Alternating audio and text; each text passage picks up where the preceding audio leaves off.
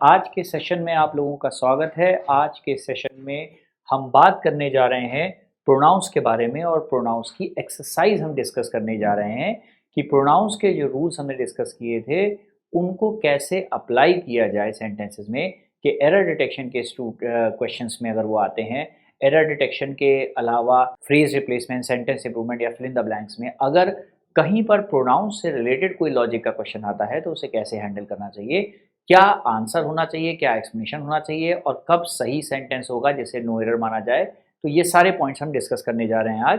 तो let's start exercise of pronouns. ठीक है, तो चलिए स्टार्ट करते हैं प्रोनाउंस में एक्सरसाइज।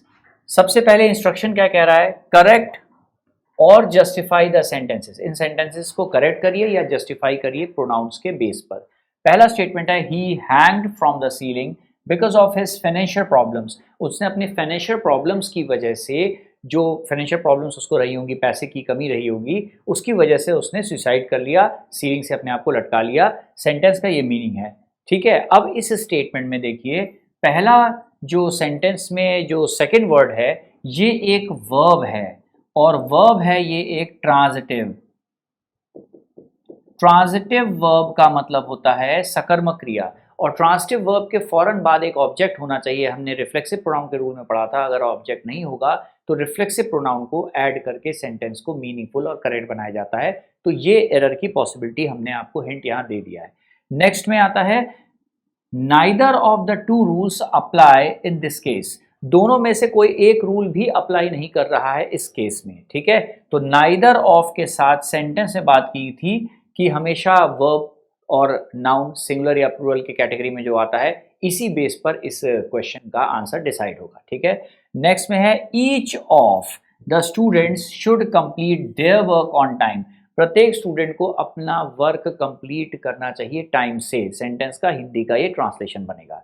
और नेक्स्ट में है माई brother and I are very irregular in his way of working. ठीक है, मेरा भाई और मैं बहुत इररेगुलर है, मतलब रेगुलर वर्क नहीं करते हैं, ऑर्गेनाइज वे में वर्क नहीं करते हैं। इस प्रकार के वर्क को करने की जब बात आती है तो अब इस स्टेटमेंट में यहाँ पर हमें हिज चेक करना है कि इसके हिसाब से दो लोगों का जिक्र किया गया है, एक माई ब्रदर और एक मैं। तो इन दोनों के हिसाब से कम दो लोग की बात है। तो यहाँ पर ये जो वर्ब आया है ये तो प्लूरल है, लेकिन ये रिलेटिव प्रोनाउन प्लूरल या सिंगुलर क्या होगा या किसके अनुसार होगा, इसके बेस पर हमें डिसीजन लेना होगा। तो मैंने आपको इन क्वेश्चंस को पढ़ के इनके मीनिंग बना के आपको उसके अलावा हिंट दे दिया है।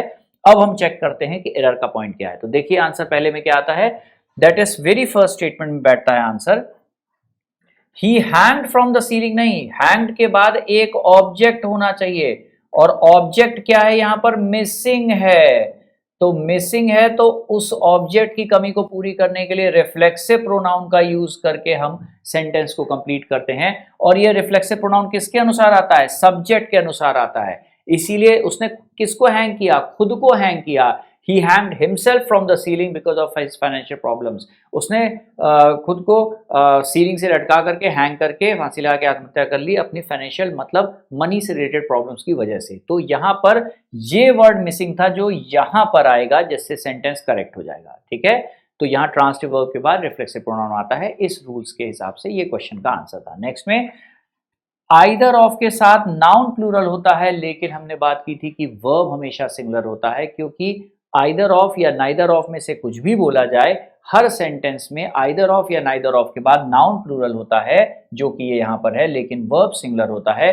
तो अप्लाई प्लूरल वर्ब है और इसे सिंगुलर बनाने के लिए यहाँ पर ये चेंज किया जाएगा। इसीलिए neither of the two rules applies in this case. इनमें से, क्योंकि सेंटेंस में ध्यान रखिएगा कि जब वर्ब सिंगुलर होता है तो उसमें एस या आई एस ऐड हो जाता है, और नाउन जब सिंगुलर होता है तो उसमें एस और ई एस ऐड नहीं होता है। ठीक है, तो यहाँ पर सेंटेंस में सिंगुलर वर्ब का यूज करेंगे, क्योंकि दोनों में से कोई एक रूल भी अप्लाई नहीं हो रहा है।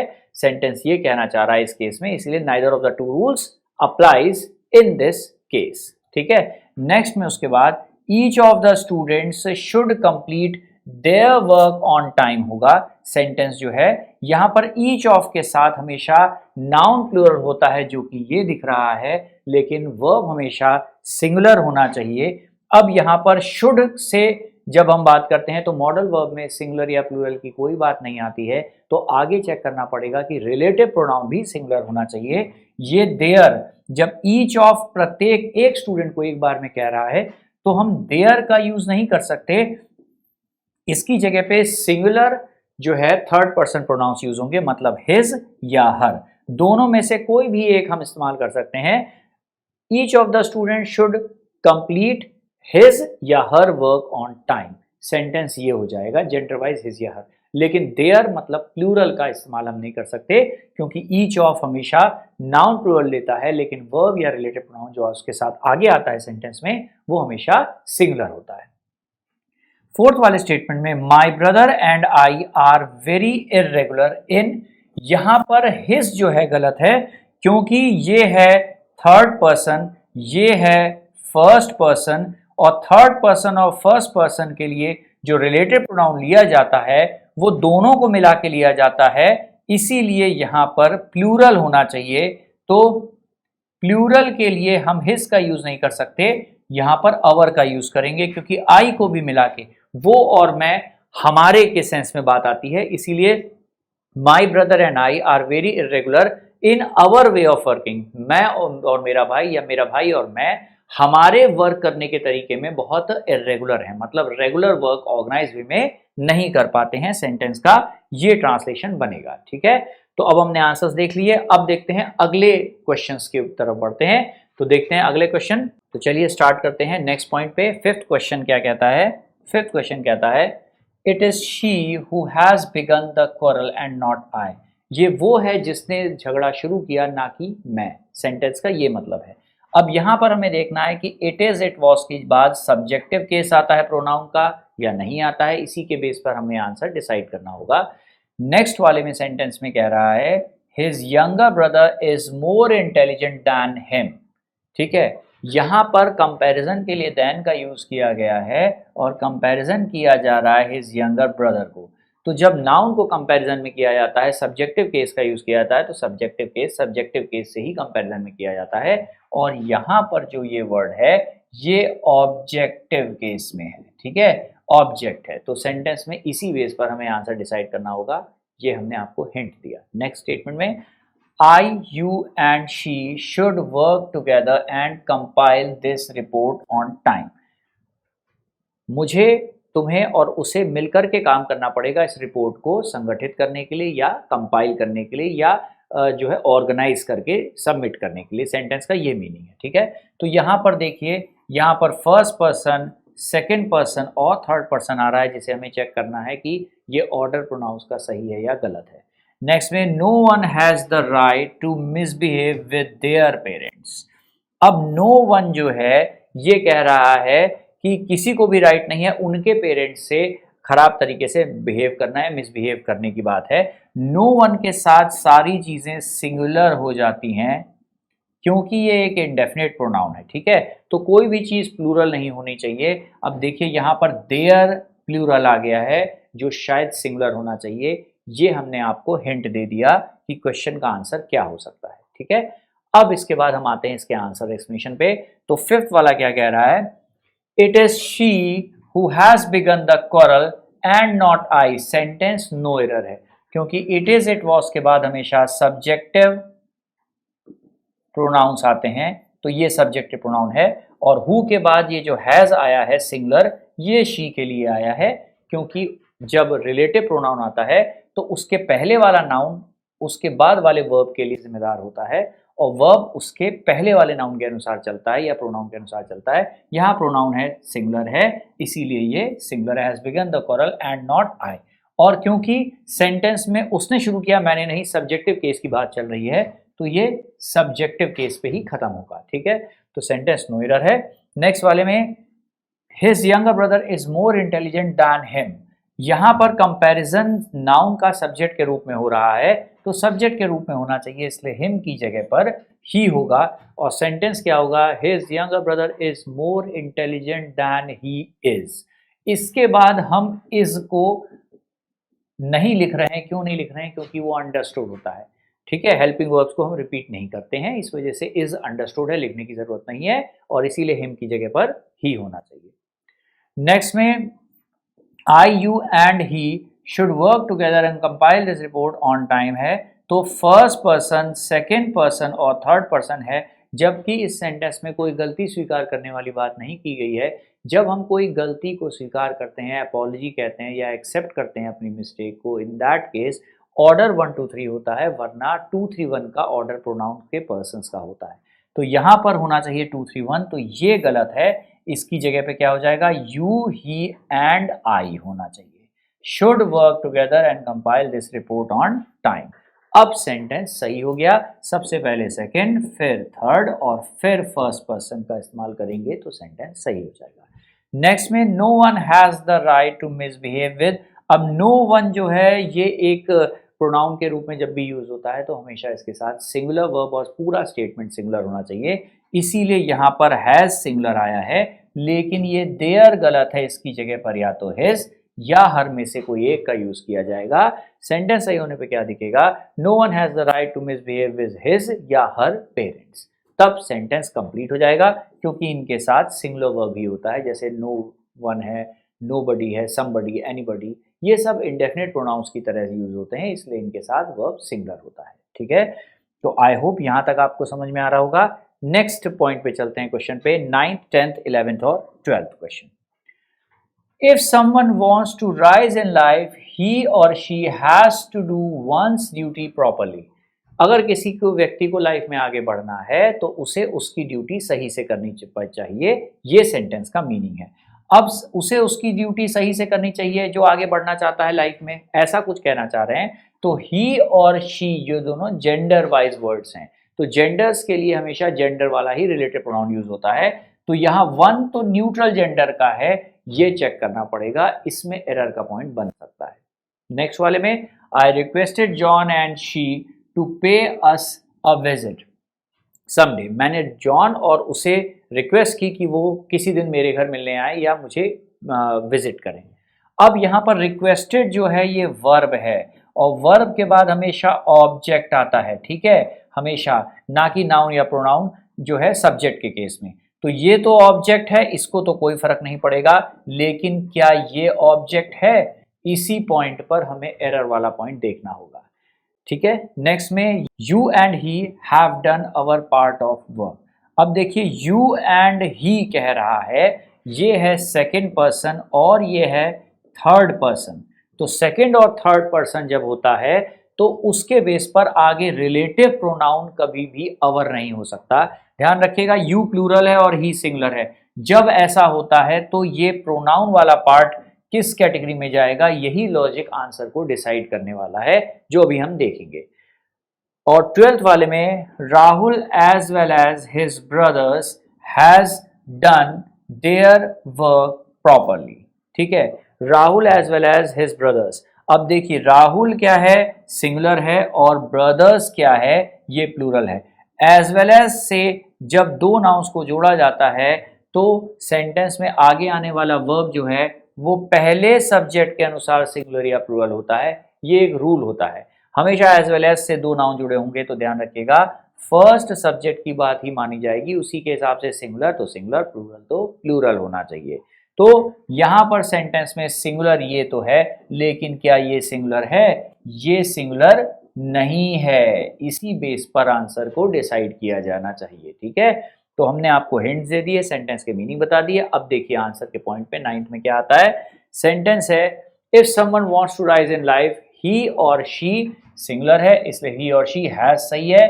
टू डू वंस ड्यूटी नहीं होना चाहिए, हिज ड्यूटी या हर ड्यूटी होना चाहिए। क्यों होना चाहिए, क्योंकि सेंटेंस में जब ये बात कही गई है तो हमेशा सिंगुलर के साथ सिंगुलर आता है, तो सेंटेंस में ही और शी के साथ या तो हिज आएगा या हर आएगा, लेकिन वंस का यूज हम नहीं कर सकते। ठीक है, ही और she has to do his duty properly या हर ड्यूटी प्रॉपर्ली हो सकता है, लेकिन वंस का हम इस्तेमाल यहाँ पर नहीं कर सकते। ठीक है, और वैसे भी सेंटेंस में और से जब नो नाउन्स जुड़ते हैं, प्रोनाउंस जुड़ते हैं, तो इसकी बात आती है तो ज्यादा बेहतर करेक्ट आंसर हर हो सकता है, लेकिन किसी भी हालत में वंस नहीं होगा क्योंकि वो न्यूट्रल जेंडर का प्रोनाउन है। ठीक है, नेक्स्ट में, I requested John and she. तो यहां पर रिक्वेस्टेड के बाद ये ऑब्जेक्ट के रूप में यूज हो रहा है, कौन? जॉन। तो ये भी ऑब्जेक्ट होना चाहिए और इसका ऑब्जेक्टिव फॉर्म क्या है? हर है। तो सेंटेंस हो जाएगा I requested John and her to pay us a visit someday. Sentence सही होने पे ऐसा दिखेगा। नेक्स्ट में यू सेकंड पर्सन है, ये थर्ड पर्सन है, ये सिंगुलर है, ये प्लूरल है। जब इन दोनों को जोड़ा जाएगा तो वर्ब तो प्लूरल होगा, लेकिन आगे रिलेटिव प्रोनाउन जो होता है वो सेकंड पर्सन के साथ अगर थर्ड पर्सन सिंगुलर आ जाए तो सेकंड पर्सन के अनुसार चलता है, जो कि अवर नहीं है, योर है। इसीलिए you and he have done your part of work होना चाहिए। ये एक रूल होता है प्रोनाउन का कि अगर सेकंड पर्सन और थर्ड पर्सन सिंगुलर यूज होगा, ध्यान रखिएगा, तो सेकंड पर्सन को ही प्रेफरेंस में रखा जाएगा, इसलिए यहां पर अवर की जगह पर योर का यूज होगा। नेक्स्ट में Rahul as well as his brothers singular है, प्लूरल है, इसकी वजह से पूरी वैल्यू फर्स्ट सब्जेक्ट को मिल जाती है। ये सिंगुलर है इसलिए ये सिंगुलर सही है, और ये भी गलत होगा। यहां पर जो प्रोनाउन होगा वो राहुल के बेस पे होगा, जो कि मैस्कुलिन जेंडर सिंगुलर है, इसीलिए थर्ड पर्सन, इसीलिए हिज का यूज होगा। Rahul as well as his brothers has done his work properly, sentence होना चाहिए अकॉर्डिंग टू राहुल, जो कि सिंगुलर है और एक नाउन है। ठीक है, यहां तक समझ में आया? अब देखिए फटाफट देते हैं आगे के सेंटेंस क्वेश्चंस देखते हैं। I pride on the result of my younger brother in the exams. अब यहां पर सेंटेंस में आई प्राइड जो वर्ड है ये एक ट्रांसिटिव वर्ब है, और ट्रांसिटिव वर्ब के बाद ऑब्जेक्ट आना चाहिए, ना कि प्रीपोजिशन। और यहाँ पर ऑन देख रहे हैं आप कि क्या है? प्रीपोजिशन है। तो जब किसी ट्रांसिटिव वर्ब के बाद सीधे ऑब्जेक्ट जो आना चाहिए नहीं आता है, तो उसकी जगह पर रिफ्लेक्सिव प्रोनाउन ऑब्जेक्ट की कमी को पूरी करने के लिए रखा जाता है, जो सब्जेक्ट के अनुसार होता है। तो इसके अनुसार रिफ्लेक्सिव प्रोनाउन होना चाहिए। ये हमने आंसर क्या हो सकता है इसके बारे में बात की। ठीक है, सेंटेंस का मतलब क्या है? I pride on the result of my younger brother in the exams. मुझे अपने यंगर ब्रदर के एग्जाम्स में जो उसका अच्छा रिजल्ट आया है उसको लेकर के मुझे बहुत फक्र है। तो यहाँ पर प्राइड का मतलब आ रहा है बहुत गर्व की फीलिंग आती है अपने भाई के एग्जाम को में रिजल्ट्स को लेकर के। ठीक है, ये सेंटेंस का मीनिंग निकल रहा है। 14 में no one can be more honest than him. कोई और उतना ऑनेस्ट नहीं हो सकता जितना कि वो व्यक्ति। तो यहाँ पर देखिए नो वन को सब्जेक्ट की तरह वर्ब के पहले यूज किया गया है, कंपैरिजन किया गया है। तो कंपैरिजन हमेशा सब्जेक्ट के साथ सब्जेक्ट का होता है और ऑब्जेक्ट का ऑब्जेक्ट से, इसीलिए यहाँ पर ये जो है ये ऑब्जेक्टिव केस में है, जो कि सब्जेक्टिव होना चाहिए। ये एरर का पॉइंट बन सकता है इस सेंटेंस में। नेक्स्ट वाले में this is not my problem it is somebody's else. अब देखिए यहाँ पर अपॉस्ट्रोफी एस का यूज किया गया है, और हमने बात की थी जब पॉजेसिव एडजेक्टिव्स का यूज किया जाता है, जैसे my, his, her, their, our, your, तो अपॉस्ट्रोफी एस का यूज किया जाता है।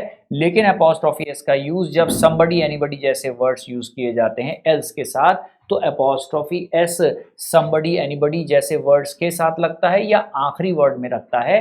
इस बात पर क्वेश्चन बन सकता है, इस बात पे एरर वाला पॉइंट बन सकता है, जो भी हम आगे देखेंगे। ठीक है, it is not my problem it is somebody's else. यह मेरी समस्या नहीं है, किसी और की समस्या है। ठीक है, तो इस सेंटेंस का ये ट्रांसलेशन हिंदी में बनेगा। नेक्स्ट है let the leader he and I decide what has to be done. Let the leader, let एक ट्रांसिटिव वर्ब है जिसके बाद ऑब्जेक्ट फॉर्म में चीजें होनी चाहिए, सब्जेक्ट नहीं होना चाहिए। तो नाउन तो सब्जेक्ट ऑब्जेक्ट में एक जैसा रहता है, लेकिन प्रोनाउन में चेंज आता है। देखिए ही और आई, इसमें चेंज होने की संभावना बनती है। ये हम अभी देखेंगे कैसे। Next, your brothers ideas are much better than our. अब यहां पर कंपैरिजन किया गया है अगेन, तो पॉजेसिव का पॉजेसिव से होता है, अपॉस्ट्रोफी एस का यूज किया गया, योर का यूज किया गया, पॉजेसिव एडजेक्टिव। तो सेंटेंस में पॉजेसिव एडजेक्टिव के बाद हमेशा नाउन या जेरेंड होना चाहिए, क्योंकि नाउन या जेरेंड पॉजेसिव एडजेक्टिव के फौरन बाद रखा जाता है। ठीक है, एडजेक्टिव जिस नाउन या जेरेंड की विशेषता बताता है उसके पहले आता है। तो यहां पर योर या अवर जैसा वर्ड रखा जाएगा, तो इसके बाद भी कुछ होना चाहिए। यही पॉइंट बनता है कि एरर है या नहीं है। अब इसके बाद हम आते हैं नेक्स्ट पॉइंट पे, इसका एरर वाला पार्ट क्या बना।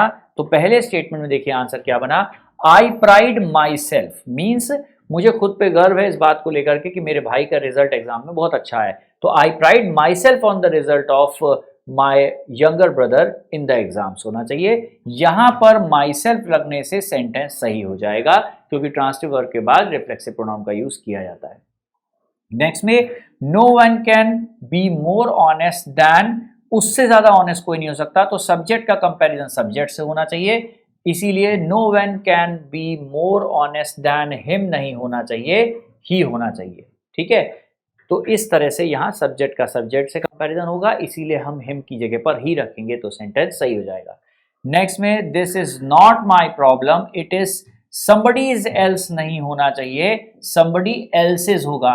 ध्यान रखिएगा, समबडी, एनीबडी, नोबडी जैसे वर्ड जब एल्स के साथ यूज करें और उसके पहले कंपैरिजन वाला सेंस आ रहा हो और सेंटेंस में पॉजिटिव एडजेक्टिव जैसे my, his, her, their, our use किया गया हो, तो यहां पर पॉजिटिव एडजेक्टिव होने पे somebody और anybody else वर्ड्स के साथ जब यूज किए जाते हैं तो apostrophe s हमेशा लास्ट पार्ट में लगता है। ठीक है, else के बाद लगेगा, ना कि somebody के बाद, इसीलिए सेंटेंस क्या हो जाएगा, this is not my problem it is somebody else's क्या प्रॉब्लम। ठीक, उसके बाद apostrophe s के बाद नाउन को रिपीट करने की जरूरत नहीं होती है, इसीलिए हम सिर्फ एल्स के बाद apostrophe s लगा करके छोड़ देते हैं, उतने में सेंटेंस सही मान लिया जाता है।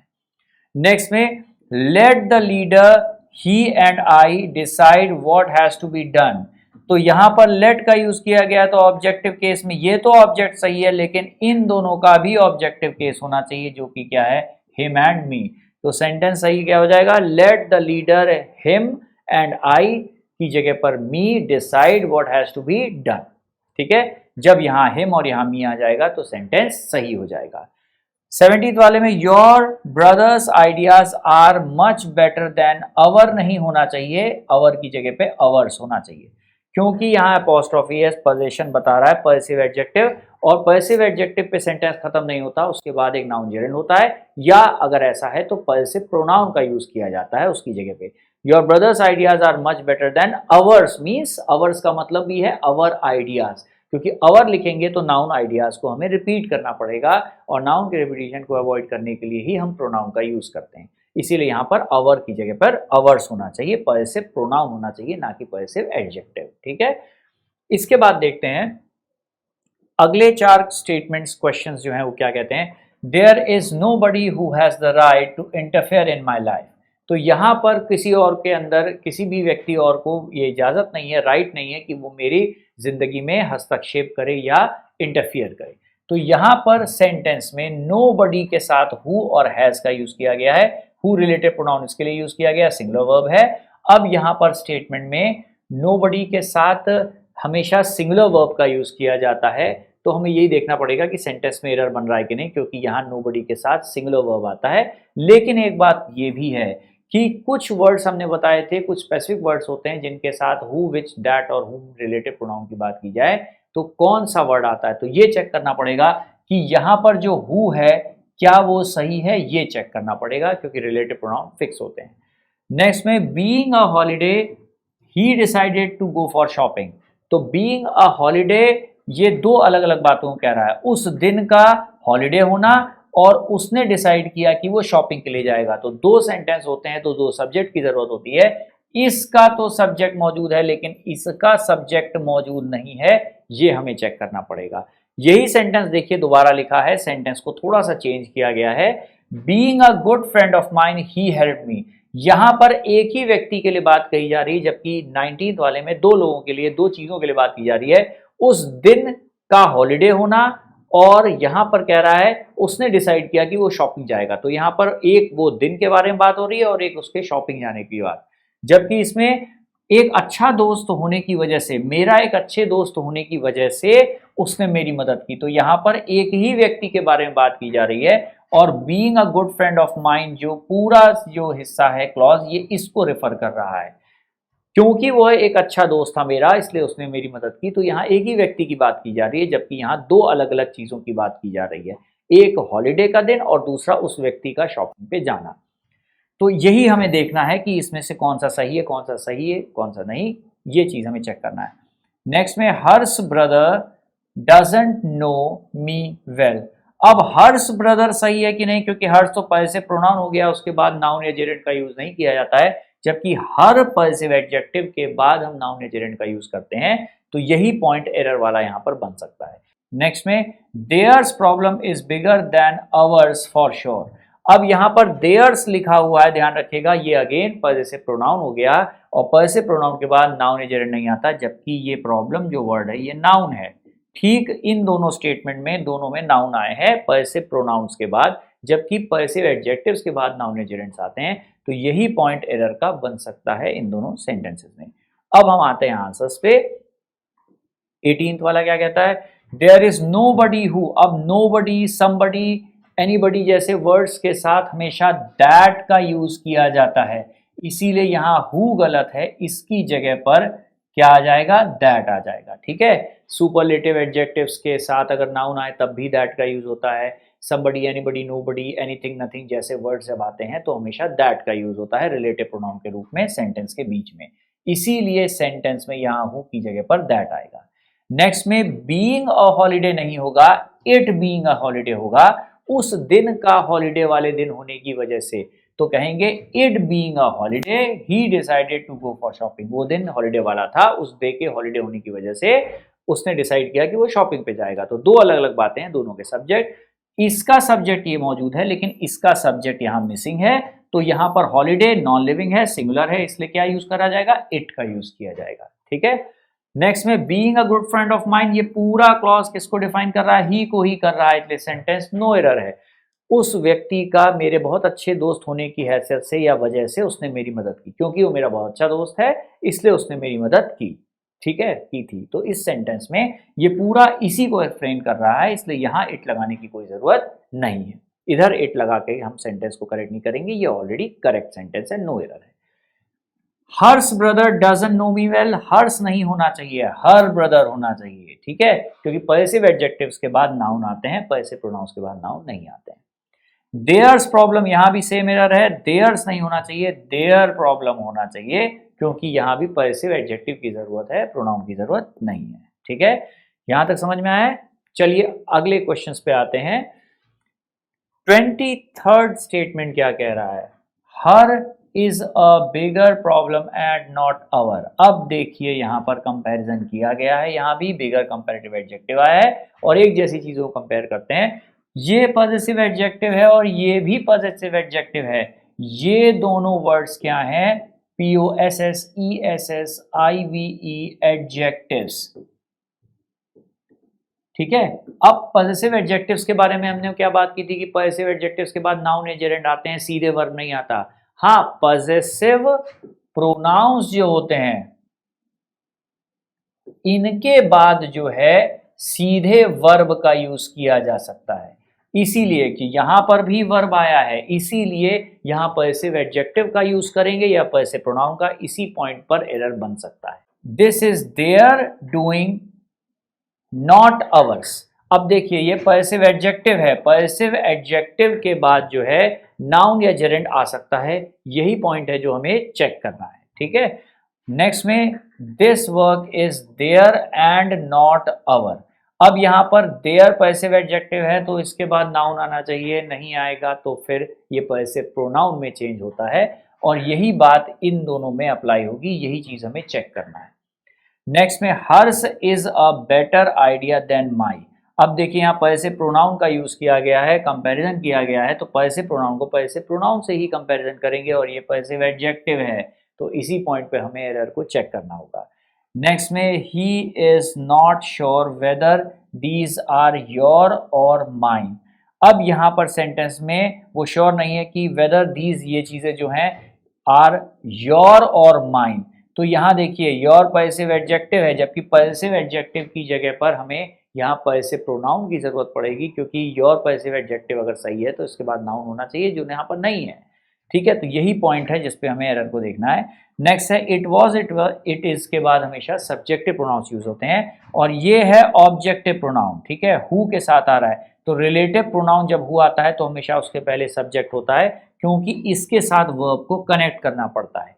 ठीक है, तो यही चेक करने वाला पॉइंट है, इन्हीं पॉइंट्स पर एरर की पॉसिबिलिटी बनती है। ठीक, अब हम आते हैं इनके आंसर एक्सप्लेनेशन वाले पार्ट पे। तो 23rd क्या कह रहा है, her is a bigger problem and not our नहीं होगा, यहाँ पर हर की जगह क्या हो जाएगा, हर्ष, और यहाँ अवर की जगह क्या हो जाएगा, आर्स।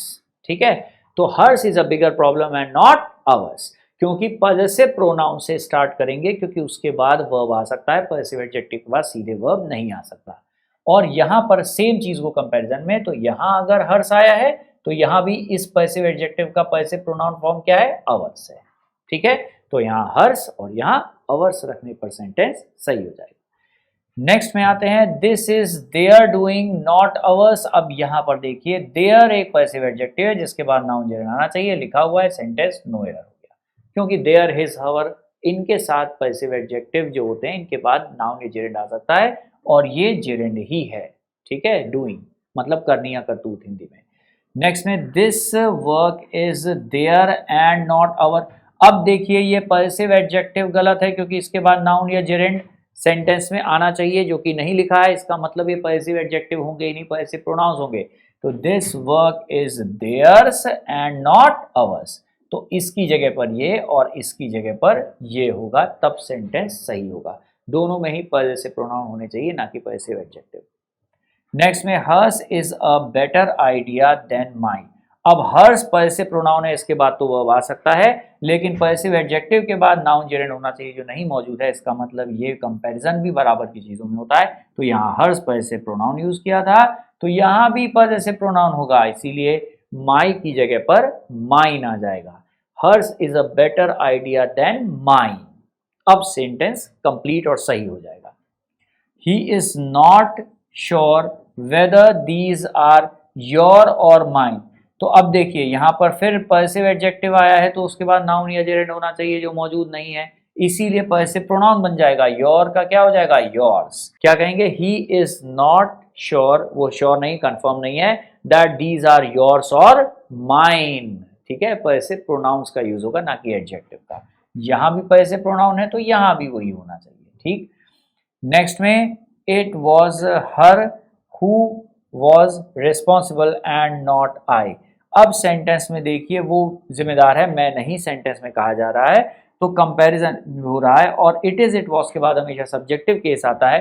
तो यहाँ तो सब्जेक्टिव सही है, लेकिन ये गलत है, क्योंकि रिलेटिव प्रोनाउन का जो पूर्ववर्ती हिंदी में, इंग्लिश में एंटीसीडेंट होता है, वो सब्जेक्टिव ही होता है, इसीलिए हर नहीं आएगा, शी हो जाएगा। सेंटेंस क्या होगा, it was she who was responsible and not I. ये वो है जो जिम्मेदार है और मैं जिम्मेदार नहीं हूं, ये सेंटेंस का मीनिंग होगा। ठीक है, अब आते हैं लास्ट पार्ट पे।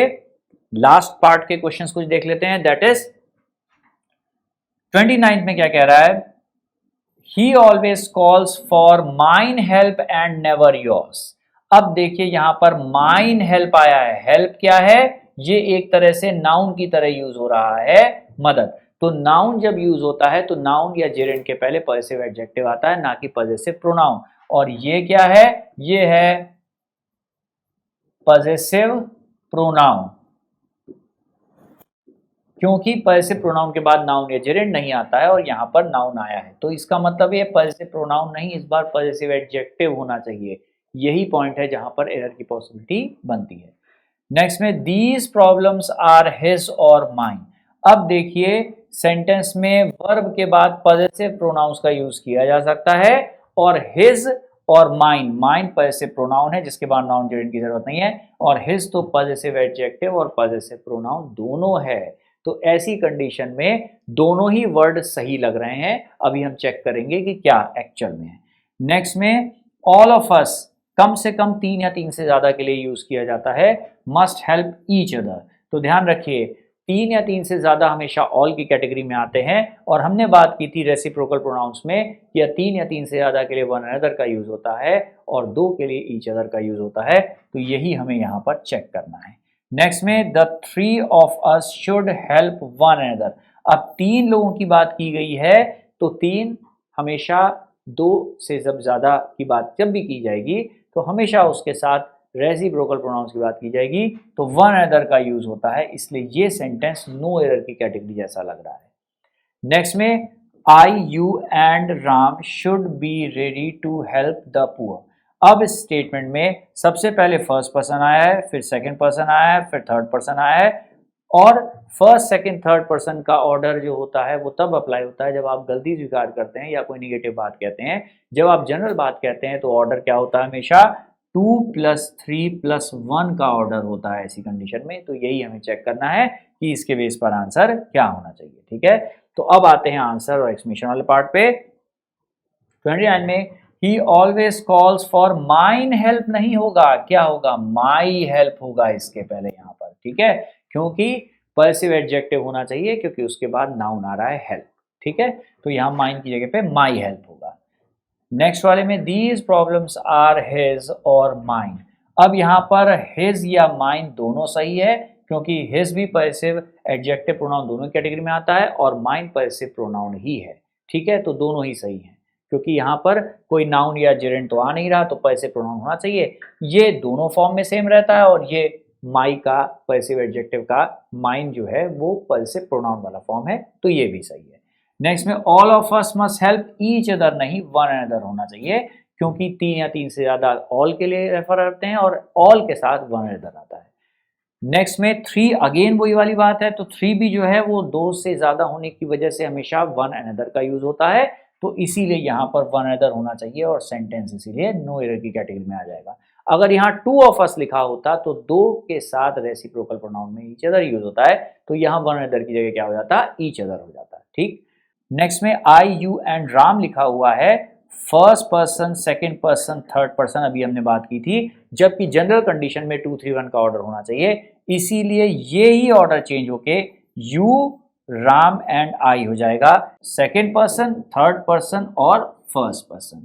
तो 2 3 और 1 होना चाहिए, तो क्या होगा, you Ram and I should be ready to help the poor. ठीक है, तुम्हें राम को और मुझे तैयार रहना चाहिए गरीबों की मदद करने के लिए, तब सेंटेंस कंप्लीट और सही नजर आएगा। ठीक है, तो आज देखिए हमने इतने सारे क्वेश्चन से देखा कि किस तरह से प्रोनाउंस के क्वेश्चंस को एक्सरसाइजेस के रूप में दिया जाता है कि पर्सिव केसेस क्या होते हैं और किस तरह से रिलेटिव प्रोनाउन का यूज होता है, सिंगुलर प्लूरल का यूज होता है, ये सब हमने डिस्कस किया आज के सेशन में। ठीक है, तो आज के सेशन के लिए ये बात हम कर चुके हैं। Thank you and take care.